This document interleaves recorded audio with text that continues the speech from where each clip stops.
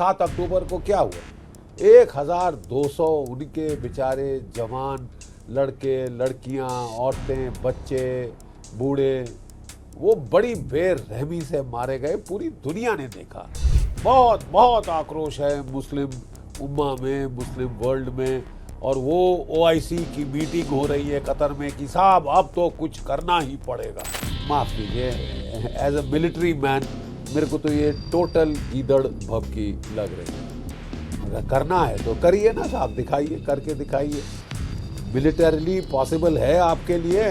Hostage negotiation talks करा रहा था। कतर अमेरिका का खास एलाई है, बहुत ही नज़दीकी है। सबसे बड़ा बेस मिडिल ईस्ट में अमेरिका का कतर के अंदर है। अगर अमेरिका को अधिकार है कि हम 9/11 के गुनहगारों को दुनिया भर में ढूंढ के निकालेंगे, चाहे अफगानिस्तान की टोरा बोरा केस में हो, चाहे पाकिस्तान में हो, जाके मार डालेंगे। अबाटाबाद में पाकिस्तान मिलिट्री एकेडमी काकुल के 800 गज दूर ठोक देंगे।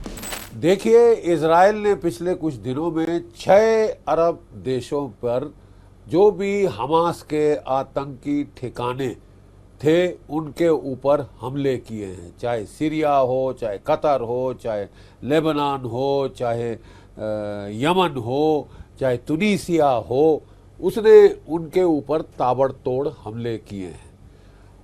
कतर पे जो हमला हुआ है, क्योंकि कतर वहां तो मध्यस्थता कर रहा था, हॉस्टेज नेगोशिएशन टॉक्स करा रहा था। कतर अमेरिका का खास एलाई है, बहुत ही नज़दीकी है। सबसे बड़ा बेस मिडिल ईस्ट में अमेरिका का कतर के अंदर है। और कतर के ऊपर ऐसी चोट पहुंचना, इजराइल द्वारा हमला किया जाना, वो लोग कह रहे हैं साहब ये तो अमेरिका की हामी के बगैर हो नहीं सकता कि उसने कतर के ऊपर हमला करने के पहले अमेरिका की एसेंट ना लिया हो, उनकी हामी ना भरवाई हो। और अमेरिका तो कितने जो है, कतर के तो राजा ने अभी वहाँ जो शेख हैं उन्होंने एक एरोप्लेन गिफ्ट किया है डोनाल्ड ट्रंप को। और गिफ्ट करने के बाद उनको ये गिफ्ट मिला है कि उनके देश के ऊपर एयर अटैक हुआ है, निस्तनाबूत कर दिया है वो होटल जहाँ वो ठहरा हुआ था, हमास का लीडर वगैरह, उसकी फैमिली। तो बहुत आक्रोश है, बहुत बहुत आक्रोश है मुस्लिम उम्मा में, मुस्लिम वर्ल्ड में। और वो ओआईसी की मीटिंग हो रही है कतर में कि साहब अब तो कुछ करना ही पड़ेगा, अब इजराइल को आड़े हाथ लेना पड़ेगा, नहीं तो हम में से कोई भी सुरक्षित नहीं है। जब चाहे जहां चाहे हमको इजराइल ठोकेगा। ठीक है साहब, लेकिन ठोकने की वजूहात भी तो है ना साहब। वो पगला तो नहीं गया है, वो उसने इसलिए ये सब कर रहा है क्योंकि वो भी बौखलाया हुआ। क्यों बौखलाया हुआ है? 7 अक्टूबर को क्या हुआ? 1200 उनके बेचारे जवान लड़के लड़कियां, औरतें, बच्चे, बूढ़े वो बड़ी बेरहमी से मारे गए। पूरी दुनिया ने देखा। और क्यों मारे गए? केवल और केवल इसलिए क्योंकि वो ज्यूज थे, कि ज्यूज को तो जीने का अधिकार ही नहीं है साहब। तो साहब अगर आप इस तरह जीने का अधिकार छीनेंगे तो दूसरे को भी हक है कि साहब अपना बचाव करे और जवाब में पलटवार करे और आपको ठोके। और जब से ये की वारदात हुई है 7 अक्टूबर की, तब से इजराइल ने तो जम के बदला लिया है साहब। वो अपने हॉस्टेज अभी तक पूरे छुड़वा नहीं पाए। मुझे बताइए, तकरीबन 2.5-3 साल हो रहे हैं, अभी भी हॉस्टेज को पकड़ के गले से रखने का क्या मतलब है? आप क्या हासिल क्या करना चाह रहे हैं? मुझे नहीं समझ आया। आप छोड़ क्यों नहीं देते, खत्म क्यों नहीं करते ये वारदात और आगे बढ़िए? Let's move on from there. आप नहीं छोड़ेंगे वो तो ये थोड़ी ना बैठ के मान जाएंगे चलो जी हमने मान लिया कि हमारे लोग मारे गए, मर गए, खत्म हो गए, भूल जाओ। नहीं भूलेंगे वो लोग साहब, वो ऐसे लोग हैं नहीं जो भूलें। वो बिल्कुल बर्दाश्त के मूड में नहीं है। उन्होंने कह दिया साहब हमने हिटलर का होलोकास्ट सह लिया, 6 बिलियन ज्यूज हमारे उसने मार डाले थे, अब फिर कभी नहीं, फिर हम किसी आक्रांता के आगे नहीं झुकेंगे। इसलिए वो पलटवार कर रहा है।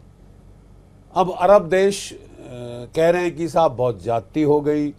2 नेशन थ्योरी भारत भी मानता है, सब लोग मानते हैं कि आखिरकार शांति तब आएगी जबकि फिलिस्तीन एक नॉर्मल देश बन के रहे। ये बुनियाद ना हो देश की कि हम इजराइल को मट्टी में मिला देंगे, समुद्र में धकेल देंगे, क्योंकि वो तो साहब चलेगा नहीं। The two nations will have to coexist. अब वो कह रहे हैं कि साहब हम लोग मिल के इजराइल की ऐसी तैसी कर देंगे। माफ़ कीजिए, एज अ मिलिट्री मैन मेरे को तो ये टोटल गीदड़ भभकी लग रही है। अगर करना है तो करिए ना साहब, दिखाइए, करके दिखाइए। मिलिटरीली पॉसिबल है आपके लिए। इजराइल अकेला आप सब पे भारी है, और वो भी अपने फाइट फॉर सर्वाइवल है उनकी। वो जानते हैं उन्होंने ज़रा सी कमजोरी दिखाई तो उनको तो वाकई समुद्र में धकेल देंगे। उनकी औरतों का सामूहिक बलात्कार करने को आमादा है ये पूरी दुनिया आसपास की जो है। तो ऐसे में उसको बचाव का पूर्ण अधिकार है, कोई वो अधिकार ले नहीं सकता। भारत भी टेररिज्म से बहुत त्रसित है, बहुत हम लोग भी तंग आ चुके हैं। हमारे भी कोई 81,000 सिटीजन्स मार डाले टेररिस्ट वारदातों के अंदर।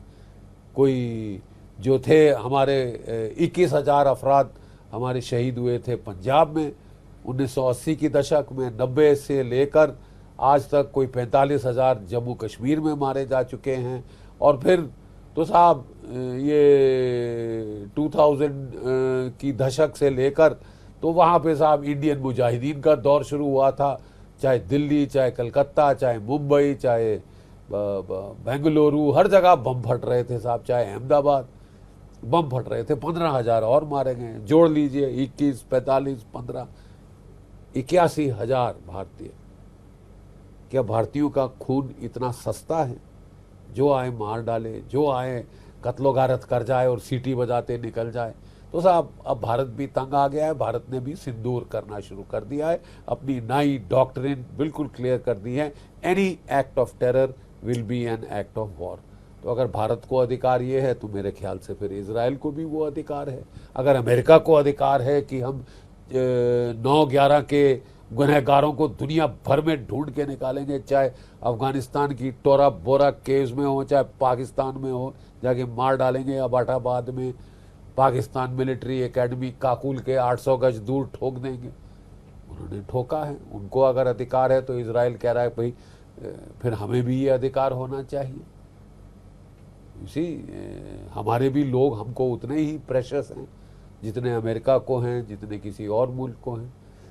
तो ये कहना कि साहब हम ये कर देंगे, हम वो कर देंगे, ये देखते हैं साहब आप करते क्या। आप इकट्ठे तो हो नहीं सकते। ईरान एकमात्र देश है जो कह रहा है कि मैं फिलिस्तीनियों के साथ खड़ा हूं, और वो उसको तो जो मार मारी जा रही है, जो उस पे वार पे पलटवार हो रहा है, और बाकी सारे अरब देश कह रहे हैं अच्छा है पिटे, अच्छा है खलासी हो, ये हो वो हो। तो आप पहले इकट्ठे हो जाएं तो फिर आप धमकी दीजिए कि आप मिलके इजराइल को मार डालेंगे, ख़त्म कर देंगे, समुद्र में धकेल देंगे, वगैरह वगैरह। हमने देखा था आपने 47-48 में ट्राई किया, पिट गए। 67 में ट्राई किया तो बुरी तरह से पिटे। उसने तो इजराइल ख़त्म करने के बजाय 3 गुना ज़्यादा उसका साइज बढ़ गया। 1973 में फिर ट्राई किया। सीरिया, इराक, इजिप्ट ने मिलकर, जो सबसे ताकतवर अरब मुल्क थे, फिर पिट गए साहब। इजराइल ने भी अमेरिका के साथ मिलकर ये देशों को बर्बाद करना शुरू किया। इराक को बर्बाद किया, सीरिया को बर्बाद कर दिया, टुकड़े टुकड़े कर दिए। क्या हाल जो हुआ है वो तो देखने ही लायक है। लेबनान का क्या कहते हैं, बिलिया मेट कर दिया बिल्कुल। और जहाँ जहाँ ये पनपा था एंटी इजराइल सेंटिमेंट, उसका उन्होंने बुरा हाल कर दिया है। वो लड़ते हैं तो बिल्कुल दांत भींच कर लड़ते हैं। जो भी हमास के आतंकी ठिकाने थे उनके ऊपर हमले किए हैं, चाहे सीरिया हो, चाहे कतर हो, चाहे लेबनान हो, चाहे यमन हो, चाहे तुनीसिया हो, उसने उनके ऊपर ताबड़तोड़ हमले किए हैं।